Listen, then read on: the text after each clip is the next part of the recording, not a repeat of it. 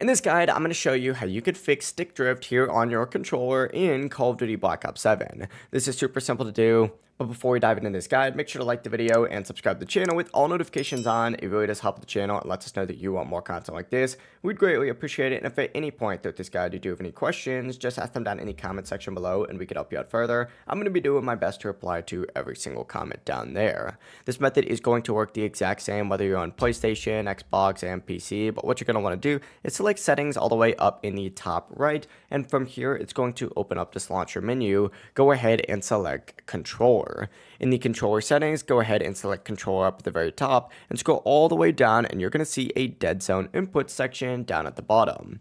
If you think you have stick drift, the first thing that you're going to want to do is hit show more and then turn on this test stick dead zone, and it's going to make these like little circles over here glow red. If either of them moves on its own without you touching the sticks, that means you do have stick drift. Go ahead and then tick this off and go and adjust, whatever stick was drifting. So if it was your left stick over here, go ahead and adjust the left stick minimum. If it was the right stick, go ahead and adjust the right stick minimum. You could also adjust the maximum values if needed, which control how far the stick has to be pushed in order to register the full input. I wouldn't recommend adjusting those, but after adjusting, go ahead and go back to the test stick dead zone, tick it back on, and see if your sticks don't move. Once again, if they do, go ahead and adjust them again until both stick indicators stay perfectly centered when you're not touching them. That's exactly how it should look. But yeah, it really is as simple as that. If you guys do have any questions, just ask them down in the comment section below and we can help you out further. I'm going to be doing my best to reply to every single comment down there. Before you do leave this guide though, make sure to like the video and subscribe to the channel with all notifications on. It really does help the channel and lets us know that you want more content like this.